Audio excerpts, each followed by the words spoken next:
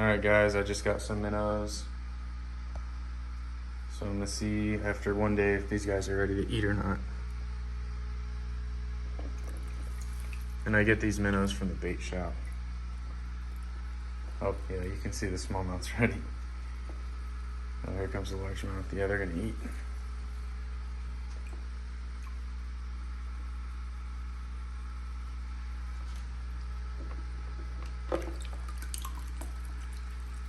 Alright.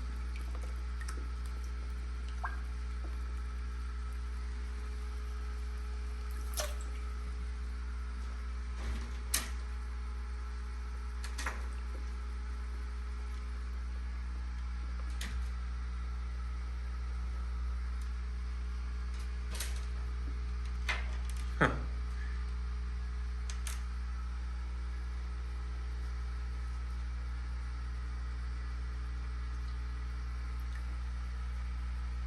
I wasn't watching the crappies, I was just watching the smallmouth.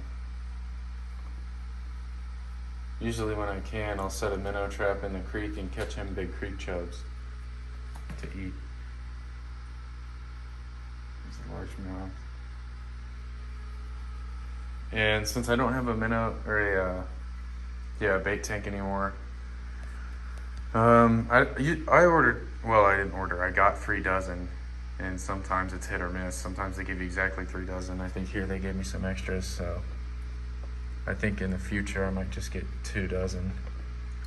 But also I kind of know who's working, how much they're gonna give me.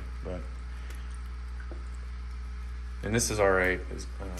Just as long as these guys live.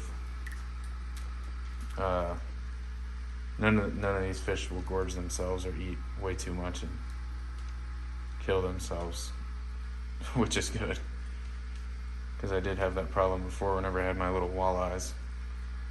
I had way too much bait in there and they just ate and ate and ate and ate. But there goes the crappie. Hopefully, I might try. She didn't put much water in here, so it'll actually be really easy. So one thing I like to do, set that there. One thing I like to do when I know that I'm gonna have my minnows, I'll then go into the tank, is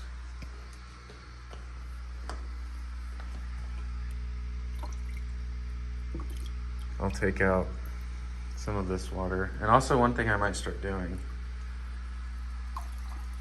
let me do this first. So I'll take out like 2 cups worth or so. Put it in here. And then I'll get probably just a cup of tank water. Just to help acclimate them to the new temperature and everything. But one thing I might start doing is taking a few cups of my own tank water and bringing it with me to the bait shop and just tell them not to use any of their water. Just so the fish should be acclimated on the right home. Or maybe do like a half and half blend. That'd probably work out better.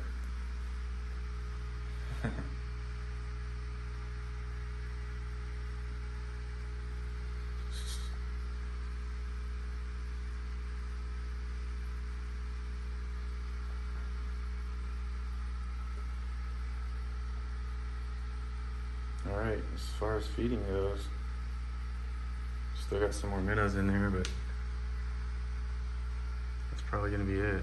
I need to readjust these. They're kind of angled weird, but I'm not too worried about it for right now. But you can see whenever they don't eat them, they start acting weird, like this one here. Then you gotta pick them out because they're dead. Well, or I could just leave them in there and the catfish should get them.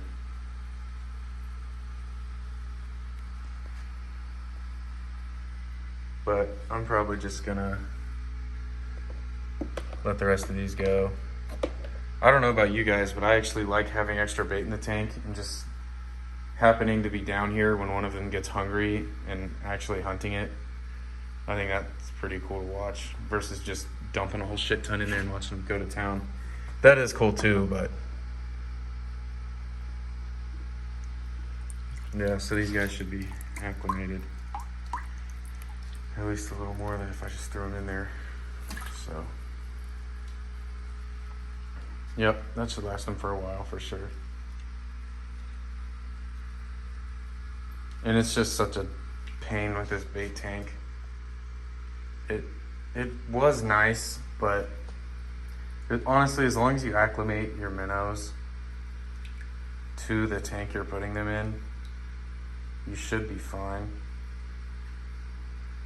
But before I just wasn't, I just figured I had this extra tank, so I was gonna use it, but now I'm probably just gonna empty it. Just set it over against one of these walls in storage.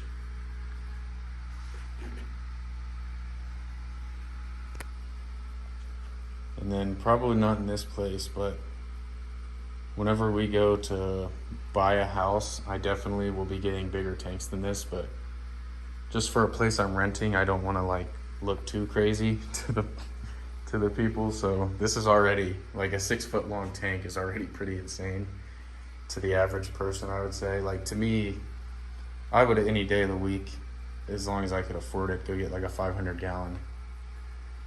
I think it'd be so cool to get a huge tank like that, like a 500 gallon or even bigger, and just raise like little inchlings, like whatever it is. Just raise them from extremely small in a huge tank. It looks so funny. People come down to your 500 gallon tank and they just see a little 3-inch like walleye or something like that. I think that'd be awesome. And like I was saying before, I don't like to stack these boulders up because the minnows will go in there and die in the piles. So I have them kind of scattered out just to where they can hide. But if one of these fish was hungry enough, hopefully, you know, they could see them and pick them out of there, or at least scare them out. And I'll try to come down here at night. The only way I really know if that yellow belly is alive or not is whenever I moved them from this tank to this, you can feel him in there like flapping around. So I felt that. So I know he's still alive. As bad as that sounds, he just literally never comes out of this log. And he hasn't grown at all anyways, because I figured in a couple months he might outgrow that and then he'll have to like live in the pirate ship or something, or another structure I put in there. But no, he still just fits right up in that log. And by the size of him, because I did take him out when we moved, it looks like he's gonna be able to live in that log forever. So I doubt he'll ever come out. But yeah, it looks like we only got like one minnow acting weird back there. So